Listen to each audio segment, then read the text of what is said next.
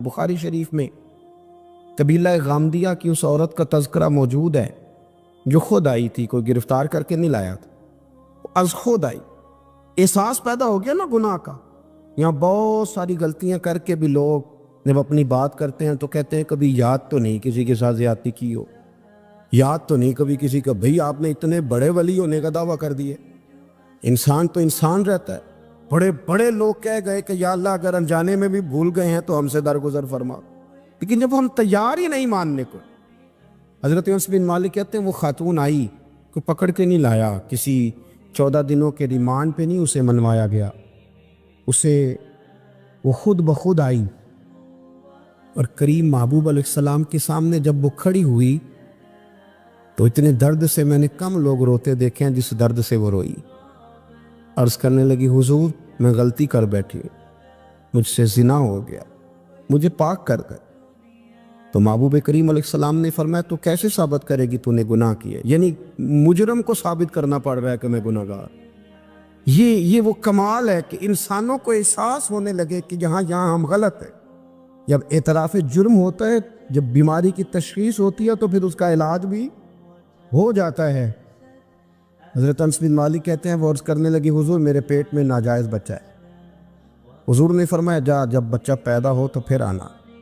وہ 8 ماہ کے بعد آئی تو اس کی گود میں پھول سا بچہ تھا۔ حضور نے فرمایا واپس جا، جب روٹی کھانے لگ جائے تو پھر آنا۔ وہ 2 سال 2.25 سال دودھ پلاتی رہی، پھر جب آئی تو بچے کے ہاتھ میں روٹی کا ٹکڑا تھا۔ کریم محبوب صلی اللہ تعالی علیہ وسلم سے آ کے جب اس نے بات کی تو وہ درد سے روئی، کہنے لگی یا رسول اللہ 3 سال ہونے کو ہیں، میں نے گناہ کیا ہے، میں ساری رات سو نہیں پاتی۔ حضور تڑپتی، اگر اس حال میں مر گئی تو اپنے رب کو کیا منہ دکھاؤں گا، مجھے پاک کر دے، میرے حال پہ رحم فرمائے۔ محبوب کریم صلی اللہ علیہ وسلم نے بچہ ایک صحابی کو دیا، فرمایا بچوں کی طرح پالنا، اور کہا اسے لے جاؤ، پتھر مار مار کے اسے سنسار کر دو۔ صحابہ کہتے ہیں اسے پتھر لگ رہے تھے اور حضور بے چینی کے ساتھ ٹہل رہے۔ آ کے خبر دی حضور وہ تو وصال کر گئی، انتقال ہو گیا۔ فرمایا یہاں تک تو بات اس کی تھی۔ حضرت انس بن مالک کہتے ہیں اب محبوب کریم نے صحابیات سے فرمایا اسے غسل دو، کفن پہناؤ، جنازہ تیار ہو جائے تو مجھے خبر کرنا۔ حضرت انس بن مالک کہتے ہیں غسل ہوا، کفن ہوا، جنازہ تیار ہوا تو حیران ہم تب ہوئے جب میرے محبوب نے فرمایا صفے بناؤ، میں خود جنازہ پڑھاؤں گا، میں خود جنازہ پڑھاؤں۔ اور سرکار نے جنازہ پڑھایا تو ایک شخص کی زبان سے نکلا حضور اس ملعون کا معاذ اللہ جنازہ جس نے ناجائز بچہ جنا، اس کے لیے آپ دعا کر رہے ہیں، جنازہ پڑھا۔ حضور فرمانے لگے خاموش ہو جاؤ، تم نے گناہ دیکھا ہے، اس کا احساس نہیں دیکھا، تم نے غلطی دیکھی ہے لیکن اس کی توبہ کا انداز نہیں دیکھا۔ اور صاحب کنز العمال نے یہ لفظ نقل کیے ہیں کہ کریم محبوب فرمانے لگے اس نے تو ایسی شاندار توبہ کی ہے کہ اگر میں اپنی ساری امت میں بانٹ دوں تو اللہ سب کی مغفرت فرما دے گا۔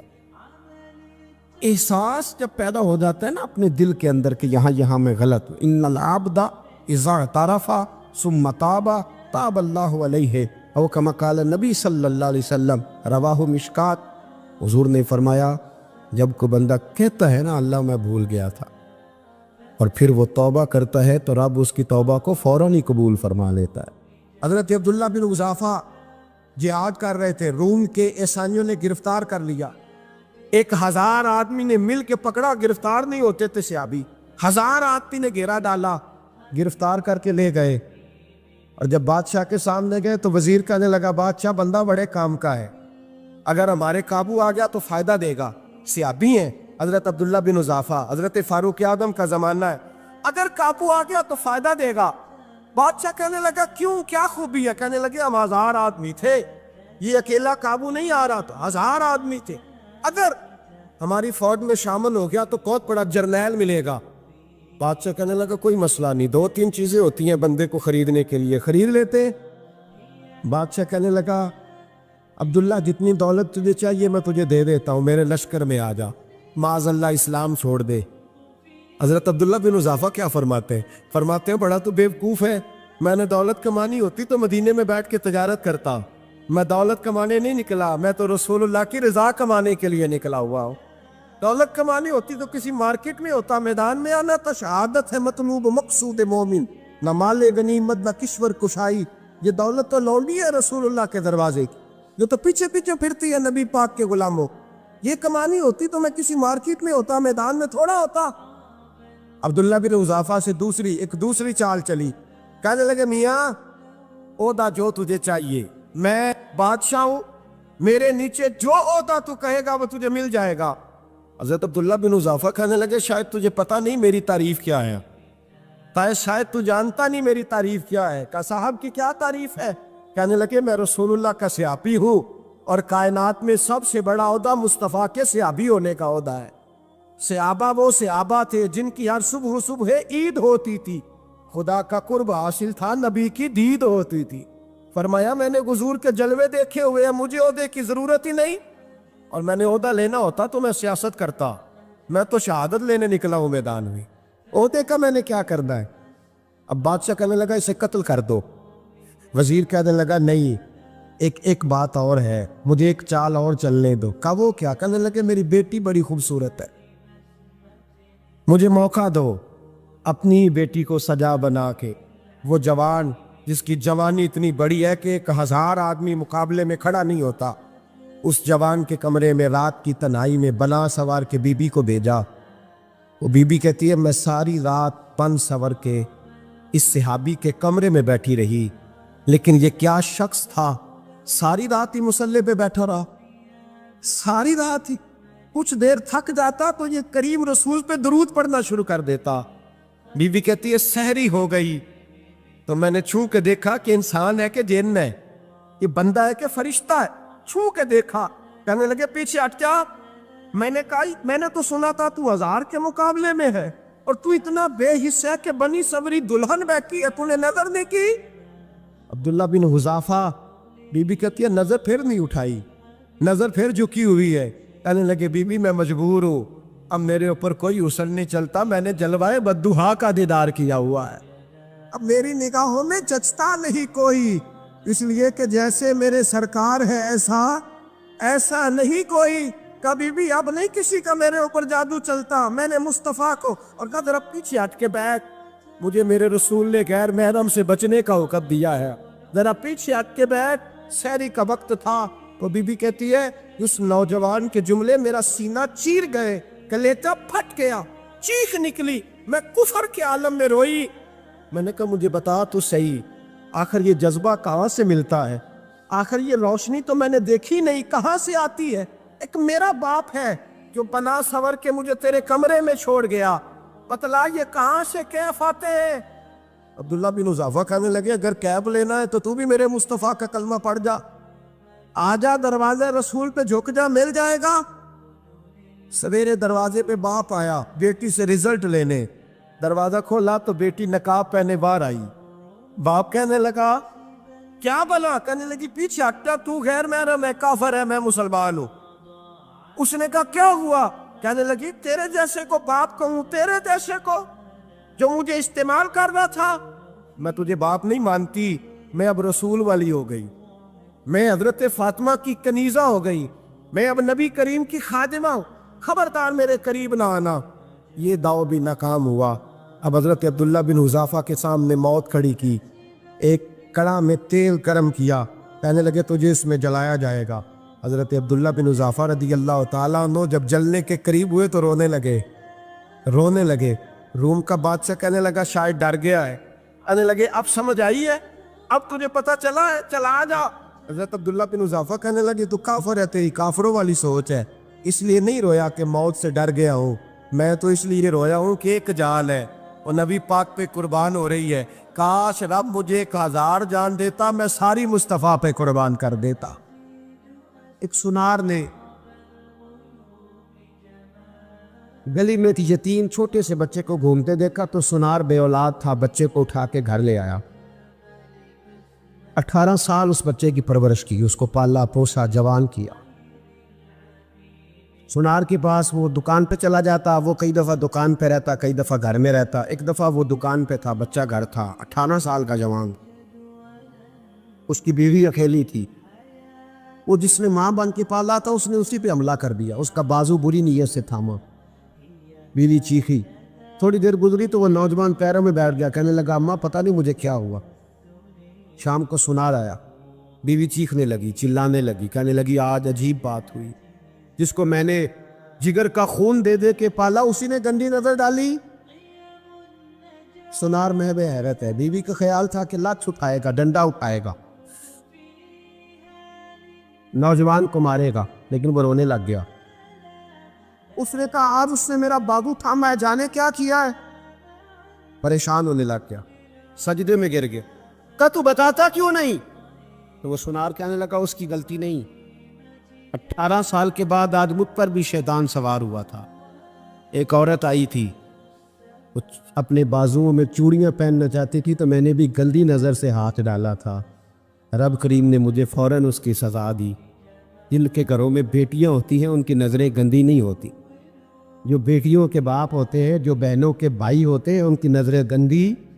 اور اگر تو ٹیلی فون کرتا ہے، تو کسی عورت کے ساتھ تعلق رکھتا ہے تو یہ بات لکھ لے، امام فخر الدین رازی 1، علامہ اسماعیل حقی 2، ملا جلال الدین رومی 3، امام خازن 4، امام جلال الدین سیوطی 5 حدیث کے استاد اور محدث لکھتے ہیں کہ اگر تو کسی پر گندی نظر ڈالے گا تو تیرا گھر بچ سکتا، یاد رکھ نہیں بچے، اس لیے کہ تیری نظر ہے، کسی کی بیٹی کو بیٹی سمجھ تاکہ تیری بچی کا پردہ قائم رہے، کسی کی بہن کو، یہ کیا بات ہوئی کہ تو جتنا مرضی گند معاشرے میں پھیلاتا رہے تیرا گھر بچا رہے، یہ کیسے ہو سکتا ہے؟ فَإِنَّ لَهُ مَعِيشَةً ضَنْكَ، اللہ فرماتے ہیں زندگی تنگ ہو جائے گی تیرے لیے مشکل، تو ڈھونڈتا پھرے گا کہ میں مرنے کو جگہ تلاش کروں۔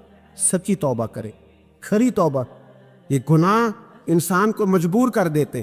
حضرت عبداللہ بن مبارک رحمۃ اللہ تعالیٰ علیہ، ان کے سینکڑوں شاگرد تھے، ایک شاگرد کے انتقال کا وقت آیا تو گھر گئے ملنے، آپ کہتے ہیں میں نے زور لگا لیا پر اس کی زبان پر کلمہ جاری نہیں ہوا، میں اسے کہتا کلمہ پڑھ پر اس کی زبان پر جاری، اللہ اکبر، بہت بڑی نعمت ہے، دعا فرمائیں اللہ ایمان کی موت عطا فرما، ایمان کی موت دے اللہ کریم، ایمان کی موت دے۔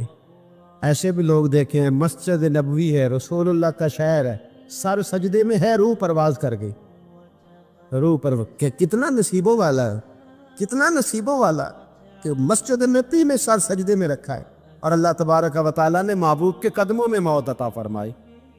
حضرت عبداللہ بن مبارک کہتے ہیں میں نے اس کو کہا کلمہ پڑھ تو اس کی زبان پہ جاری نہیں ہوتا، میں بار بار کہتا تو وہ منت کرتا، کہتا حضور میں کوشش کرتا ہوں جاری نہیں ہوتا۔ فرماتے میں پریشان ہو کے اٹھا، ابھی میں دروازے پہ پہنچا تھا، اس نے چیخ ماری اور روح پرواز کر گئی، بچے رونے لگے، بیوی رونے لگی، تو میں نے اس کی بیوی سے کہا کہ یہ جرم کیا کرتا تھا، اتنا بڑا پاپی پہ کلمہ جاری نہیں ہوا۔ اس کی زوجہ کہنے لگی حضرت جی 2 گناہ تھے اس کے، ایک تو یہ شراب کا عادی تھا، روکتی تھی باز نہیں آتا تھا، اور دوسری بات یہ کہ یہ اپنی اماں کا نافرمان تھا، وہ 2 گلیاں چھوڑ کے رہتی ہے، یہ کبھی ملنے نہیں گیا تھا، اس بوڑھی کا کلیجہ اس کی طرف سے بڑی تکلیف میں تھا۔ حضرت عبداللہ بن مبارک کہنے لگے جا تو بھی دعا کر، اس کی ماں کو بھی کہہ دعا کرے کہ یہاں تو یہ کلمہ نہیں اسے نصیب ہوا، اللہ کرے اللہ آخرت کی منزلیں اس کی بہتر فرما دے۔ حضور صلی اللہ علیہ وسلم کے پاس ایک مہمان آ گئے رات کے وقت میں، جب وہ آئے تو حضور نے پوچھا کھانا کھانا ہے؟ تم نے کہا کھانا ہے۔ جھوٹ اور بھوک کو جمع کرنا منع ہے؟ کہا جی کھانا ہے۔ تو حضور صلی اللہ علیہ وسلم نے فرمایا ازواج مطہرات کے گھروں میں پتہ کرو کچھ ہے۔ حضرت ام سلمہ کے گھر میں پتہ کیا تو کہا یا رسول اللہ 4 دن سے روٹی نہیں پکی۔ حضرت زینب سے پوچھا تو کہا حضور کئی دن سے چولہا ہی نہیں جلایا۔ حضرت عائشہ صدیقہ، حضرت میمونہ، حضرت سودا، تمام گھروں سے بظاہر یہ 2 جہاں کے شاہ ہیں پر پاس کچھ رکھتے نہیں، 2 جہاں کی نعمتیں ہیں ان کے خالی ہاتھ میں، ہر چیز ہے پر فقر اختیاری ہے، کوئی شے نہ ملی۔ نبی پاک صلی اللہ علیہ وسلم نے مسجد میں اعلان کیا، فرمایا کون ہے جو میرے مہمان کو روٹی کھلائے؟ ان لفظوں کا حسن کوئی حسن والا ہی سمجھ سکتا ہے، فرمایا کون ہے جو میرے مہمان کو کھانا کھلائے؟ تو ایک صحابی لے گئے اور اٹھے، وہ صحابی جو صحابہ میں غریب تھے، ایک انصاری جو غریب آدمی تھے، بہت زیادہ امیر آدمی اللہ کی راہ میں خرچ نہیں کر پاتا، اس کے لیے مشکل ہو جاتا ہے۔ اس کے لیے بہت امیر آدمی جو ہوتا ہے نا، وہ جتنا زیادہ امیر ہوتا ہے نا اتنی دیوار اس کے گرد کھڑی ہو جاتی ہے پیسوں کی، مشکل ہو جاتا ہے اس کے لیے۔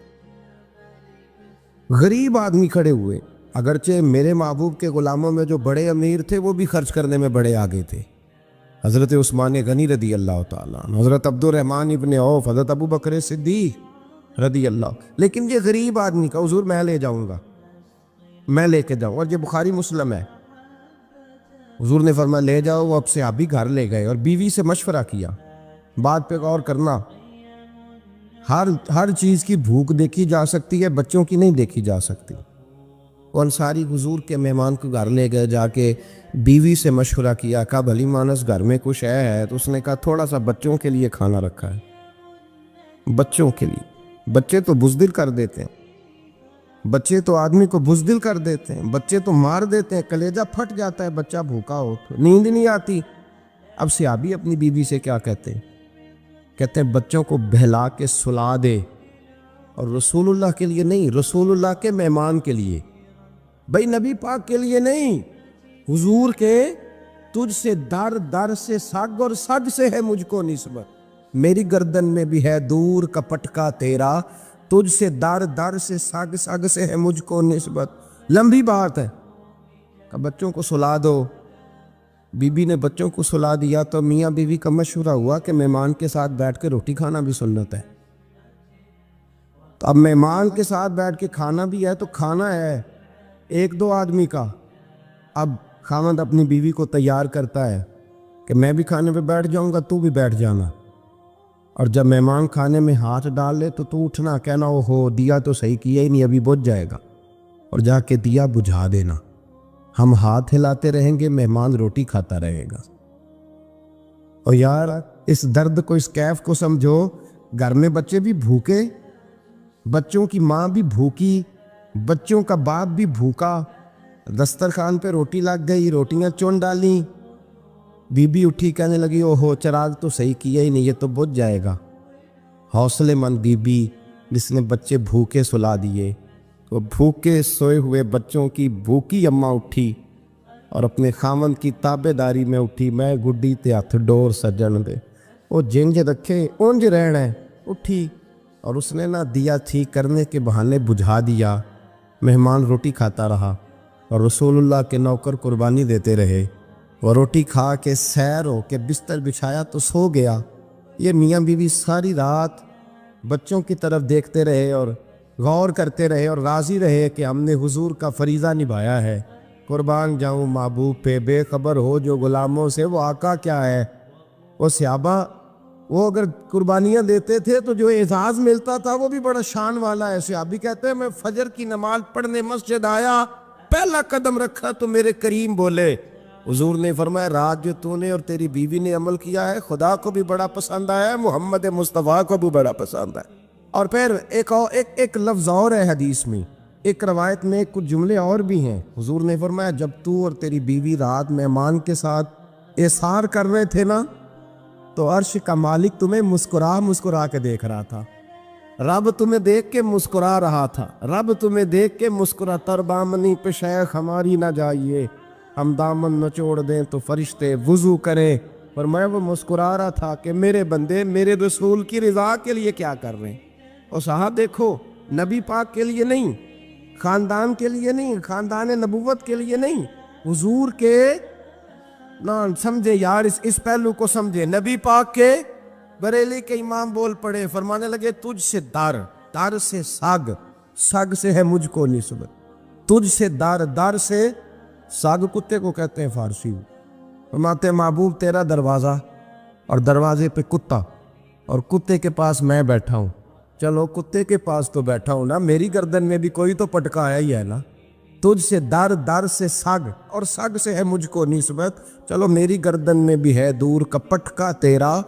قرآن مجید بول اٹھا، رب کریم نے فرمایا حبیب یہ تیرے غلام وہ ہیں کہ وَيُكْسِرُونَ عَلَىٰ أَنفُسِهِمْ وَلَوْ كَانَ بِهِمْ خَصَاصَةٌ، فرمایا ان کا حال یہ ہے کہ جس چیز کی شدید حاجت ہوتی ہے وہ بھی اپنے بھائیوں پہ قربان کر دیتے، وہ دے دیتے ہیں تیرے نام پہ، جب مکے والے مدینے آئے انصار مدینہ تو میرے مصطفیٰ کریم نے فرمایا نہ تمہاری نسلیں ایک ہیں نہ قبیلے ایک ہیں، لیکن تمہارا نبی ایک ہے، تمہارا رسول ایک، خدا ایک، کتاب ایک، تمہارا میری وجہ سے رشتہ ہے، چلو اپنے بھائیوں کے ساتھ احسار کرو، چلو احسار کرو۔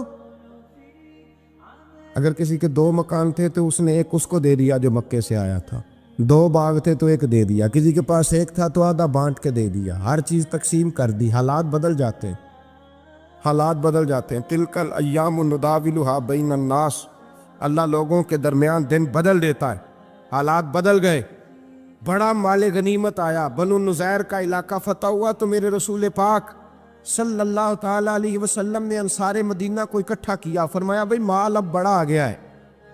2 باتیں یہاں تو اس طرح کرتے ہیں کہ میں ان کو کہتا ہوں جو مکے سے آئے تھے کہ جتنی تمہاری جائیدادیں باغ انہوں نے لیے ہیں واپس کر دیتے ہیں تمہیں، اور جو مال آیا ہے وہ بھی تم میں سے آدھا آدھا دونوں کے درمیان بانٹ دیتے ہیں، یا جیسے تمہارا دل چاہے، تمہارے مال بھی واپس کرتے ہیں اور جو وہاں سے مال آیا وہ تمہارے بیچ بانٹ دیتے ہیں، یا اگر تم کہو تو یہ مال ان کو دے دیتے ہیں مہاجرین کو، تمہیں تمہارے مال واپس مل جاتے ہیں۔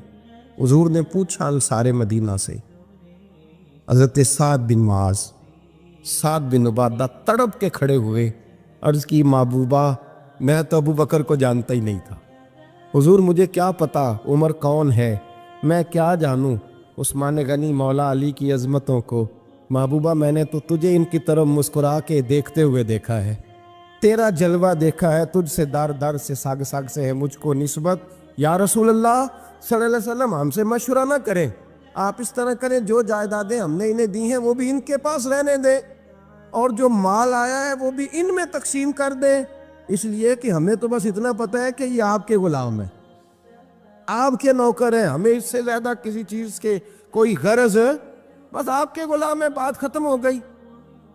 حضور خاموش ہو گئے۔ صحابہ کہتے ہیں دیر کے بعد ہم نے کہا فیصلہ ہونا چاہیے، فیصلہ پتہ کیا ہوا؟ حضور نے ہاتھ اٹھائے، کہا اے اللہ میرے مدینے والوں پہ رحم فرما، اے اللہ میرے انصار پہ رحم فرما، اللہ ان کے جذبے قبول فرما۔ بھائی اظہار والی زندگی وہ کیا بات ہوئی کہ میں نے بڑی قربانی دی ہے، تو اور جب تک تو قربانی نہیں دیتا تو قدر والا نہیں ہوتا۔ جو چیز قربانی سے حاصل ہوتی ہے اس کی قدر ہوتی ہے، جو چیز مفت میں آ جاتی ہے اس کی کوئی قدر نہیں ہوتی، کوئی قدر نہیں۔ میں اکثر سوچتا ہوں کہ حضرت خواجہ اجمیری کے خلیفے اجمیر میں بھی تو ہونے چاہیے تھے نا، لیکن ان کے خلیفے اجمیر میں نہیں ہوئے، دلی میں ہوئے۔ تو میں سوچتا ہوں دلی والوں کے خلیفے دلی میں ہونے چاہیے، لیکن دلی میں نہیں ہوئے، پاک پتن میں ہوئے، تو پاک پتن والوں کے یہاں ہو جاتے، اس لیے کہ قربانی جو دیتا ہے نا، جو دور سے چل کے آتا ہے وہ قربانی کرتا ہے، قربانی دیتا ہے، اس کو قدر زیادہ ہوتی ہے۔ ہم نے کسی شے کے لیے کبھی قربانی نہیں دی، نہ دین کے لیے، نہ قرآن کے لیے، نہ مسجد کے لیے، نہ شیخ کے لیے، نہ طریقت کے لیے، قربانی تو ہے ہی نہیں۔ تو جو شے مفت ملتی ہے اس کا نہ مزہ آتا ہے نہ قدر ہوتی ہے۔ جو چیز قربانی کر کے لیتے ہو نا، قربانی کر کے، اس کی قدر ہوتی ہے۔ کسی لیے کہا تھا کسی درویش نے، اس نے کہا تھا قدر نبی دا ایک کی جانن دنیا دار کمینے، قدر نبی دا جانن والے سو گئے وچ مدینے۔ ان سے پوچھو نا، ان سے پوچھو ان حضرات کو کتنی قدر تھی۔ قربانی اپنی زندگی میں دینا سیکھیں۔ ایک ہوتی ہے بندے کی ذاتی خواہش، اس کو کچلنا بڑا مشکل ہوتا ہے۔ قربانی بڑی ضروری چیز کا نام ہے، اور جو قربانی دینا سیکھ جاتا ہے وہ بچ جاتا ہے۔ کتیا 6 بچے جنم دیتی ہے لیکن قربانی نہیں نہ دیتی بچوں کی، تو ریوڑ نہیں بنتے، اجڑ نہیں بنتے۔ بکری 2 بچے پیدا کرتی ہے اور سال کے بعد ہزاروں بچوں، لاکھوں بچوں کی قربانی دیتی ہے، پر پھر بھی جدھر جاؤ بکرے ہی بکرے نظر آتے ہیں۔ جو قربانی دینا سیکھ جاتا ہے نا، یزید نے کوئی قربانی نہیں دی، اس لیے کوئی شخص بھی کھڑا ہو کے نہیں کہتا، حالانکہ 14-15 بیٹے تھے یزید کے، کوئی بھی کھڑا ہو کے نہیں کہتا میں اس کی نسل میں سے ہوں۔ امام حسین نے ساری قربانی دے دی۔ ایک زین العابدین بچے تھے، پوری دنیا میں اللہ نے سید عطا فرمائے ہوئے ہیں۔ جو قربانی دینا سیکھ جاتا ہے وہ بچ جاتا ہے۔ ہم نا قربانی کیا، ہمارے پاس تو اضافی شے ہے وہی دینے کو تیار نہیں۔ جب آپ تیار ہی نہیں تو سودا ہی نہیں کر، آپ نکلے ہی نہیں میدان میں، تو حاصل کیسے ہو؟ حصول تو تب ہوگا نا جب آپ کوئی انویسٹمنٹ کریں گے. تو آپ انویسٹ ہی نہیں کر رہے تو بھائی آپ نے پودا ہی نہیں لگایا تو پھل کیسے ملے؟ قربانی نہیں دی تو وہ درجہ کیسے ملے؟ اس کے لیے تو قربانی ضروری ہے. اب تمام صحابہ کی زندگی پڑھ لیں، حضرت ابو بکر سے لے کر حضرت بلال تک، یہ سارے قربانی والے ہیں. آپ تمام اولیاء کی صفت پڑھ لیں، حضرت غوث اعظم، جیلانی، داتا علی اجویری، خواجہ معین الدین، یہ سب قربانی والے لوگ ہیں. قربانی دیتے رہے تو بچے ہوئے ہیں.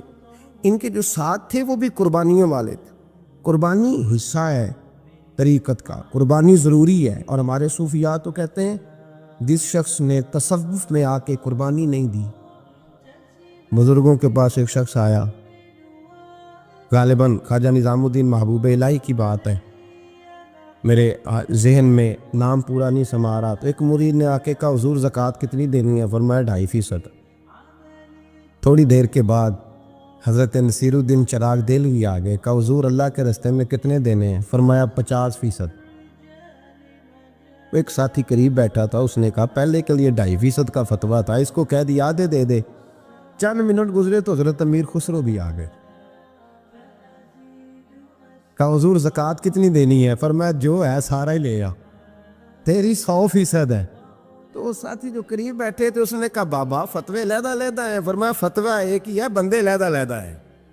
فتویٰ ایک ہی ہے، مجھے پتہ ہے کون کتنے دے سکتا ہے. وہ جس کو میں نے 2.5% کہا ہے وہ بھی جا کے حساب کتاب کرے گا، اس نے 2.5 بھی پورا نہیں دینا. اور فرمایا جس امیر خسرو کو میں نے کہا نا سارا لے آ، اس کا دل کرے گا میں اپنا مکان بھی توڑ کے لے آؤں. میں نے فتویٰ ایک ہے، بندہ دیکھ کے بات کی ہے.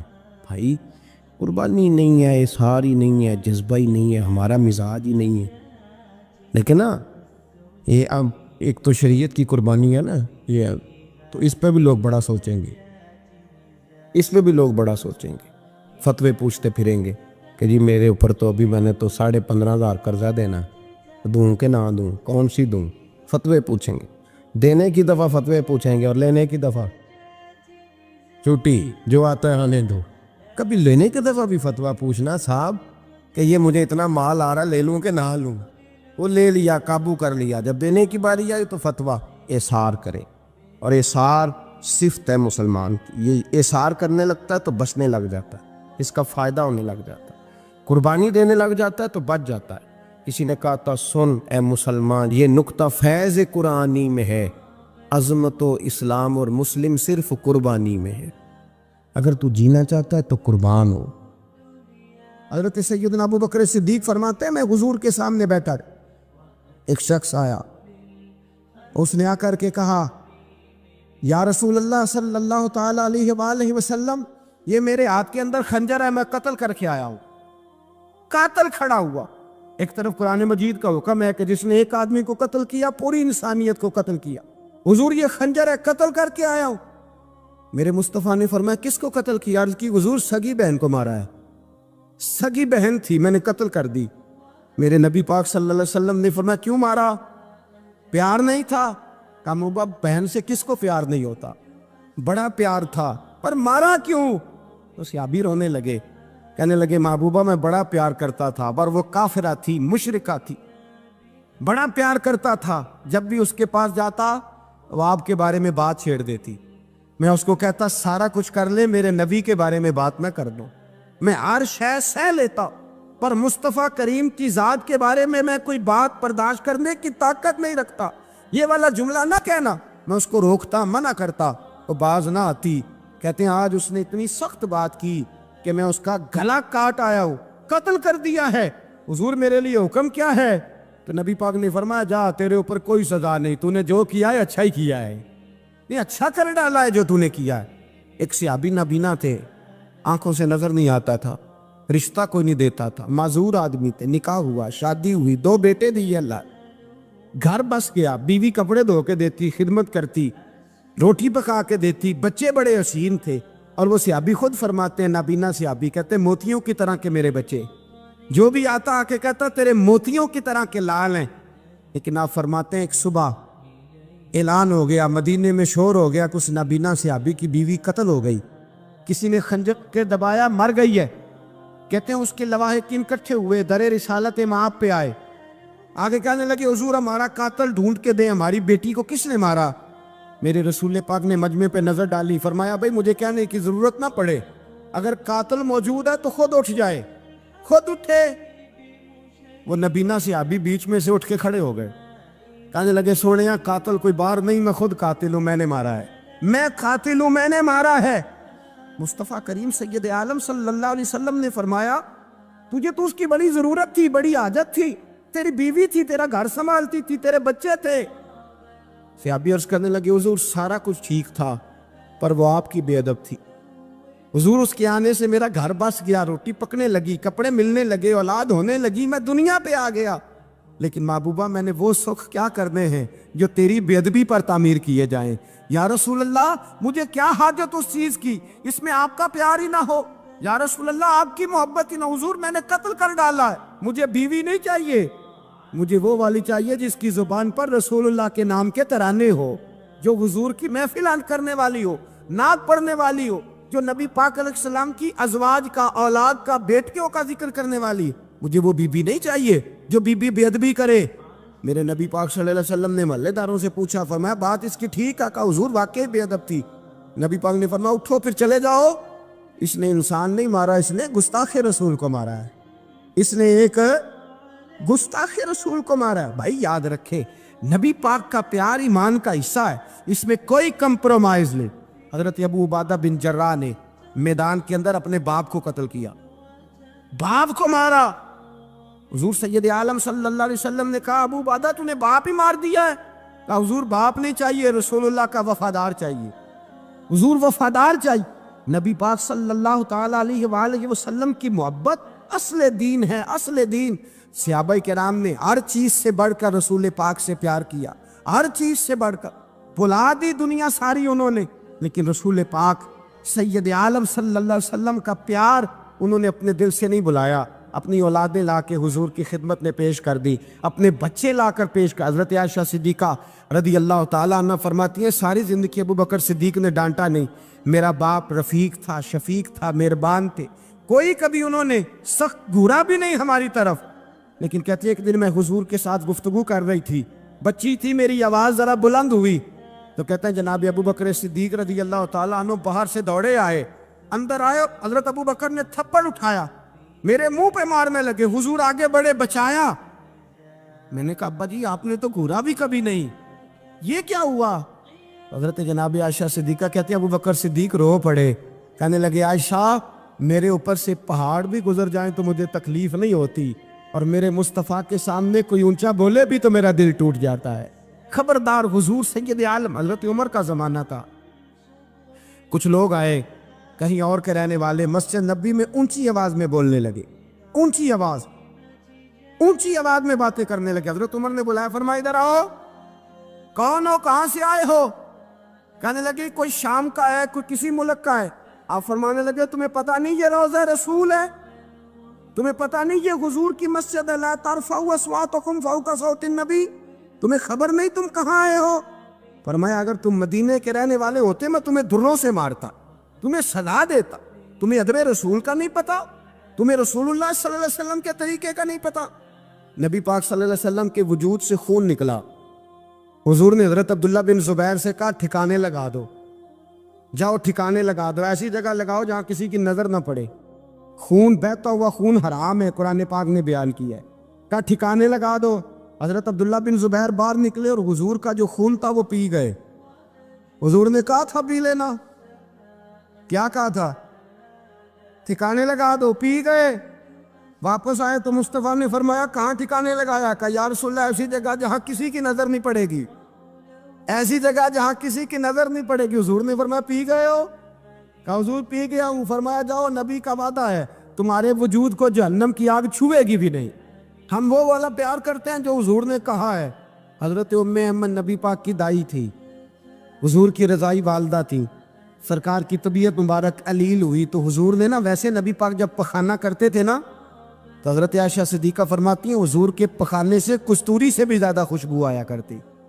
اور آپ حضرت انس بن مالک فرماتے ہیں حضور کھیتوں میں پخانے کے لیے جاتے، میں ساتھ جاتا، جہاں نبی پاک صلی اللہ علیہ وسلم پخانہ کرتے میں وہاں جا کے دیکھتا تو کوئی شے نہ ہوتی۔ میں کہتا حضور کہاں گیا؟ اللہ کے رسول فرماتے جب میں پخانہ کرتا ہوں تو زمین کھل جاتی ہے، میرا پخانہ اندر سمو لیتی ہے۔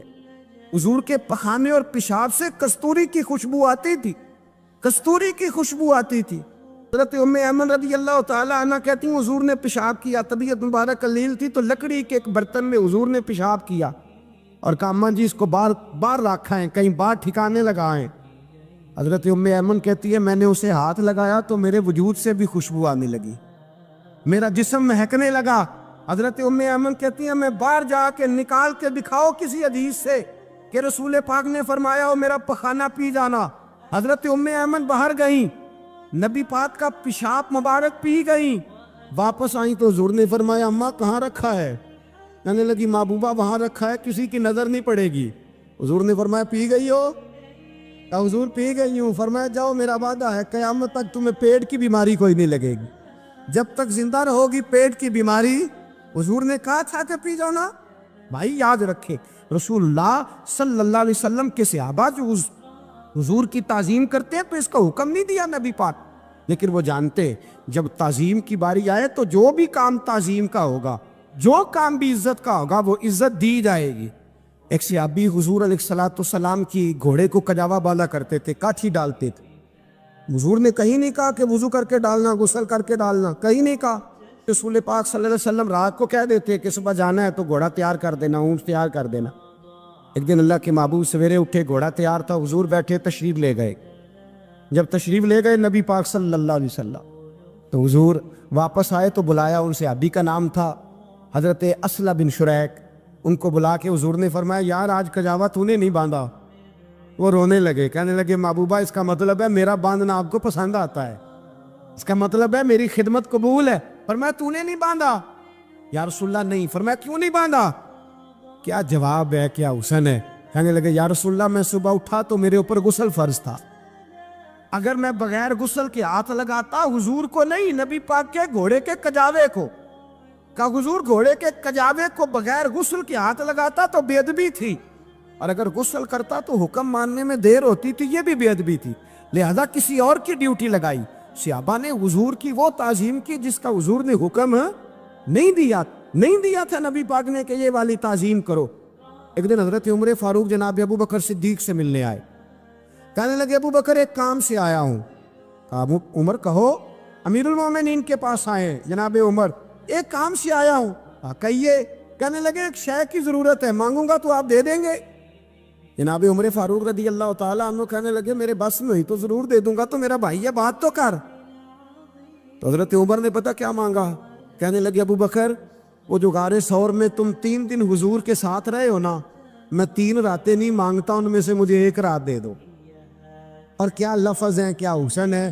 کہنے لگے عمر کی زندگی کی ساری نیکیاں لے لو، 3 راتوں میں سے 1 رات مجھے دے دو، 1 رات مجھے دے دو۔ حضرت ابو بکر صدیق رضی اللہ تعالیٰ عنہ رو پڑے، کہنے لگے میں نے کہا تھا جو بس میں ہوگا دوں گا، یہ تو میرے مصطفیٰ کی محبت ہے، یہ کسی کو دینا میرے بس کی بات ہے، یہ حضور کا پیار ہے جو میں نے سنبھال کے رکھا ہوا ہے، سنبھال کے پھر کے گلی گلی تباہ ٹھوکریں سب کی کھائے کیوں، دل کو جو عقل دے خدا تو تیری گلی سے جائے کیوں، جان ہے عشق مصطفیٰ روز فضو کرے خدا، ارے جس کو ہو درد کا مزہ وہ ناز دوا اٹھائے کیوں، اب تو نہ روک ہے غنی عادت سگ بگڑ گئی، پہلے ہی دن میرے کریم لقمہ تر کھلائے کیوں۔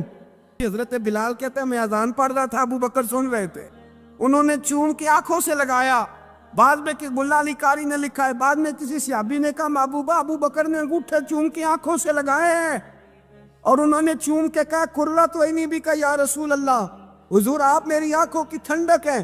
میرے مصطفیٰ نے فرمایا جو میرے ابو بکر کی طرح کرے گا اس کی آنکھوں میں کبھی تکلیف نہیں ہوگی، اس کی آنکھوں میں کبھی تکلیف۔ حضور آپ نے تو حکم ہی نہیں دیا، آپ نے تو کہا ہی نہیں یہ کام کرنے کا، آپ نے تو کہا ہی نہیں یہ ذکر کرنے کا۔ میرے رسول کریم سید عالم صلی اللہ تعالی علیہ وسلم کا پیار ایمان کی جان ہے۔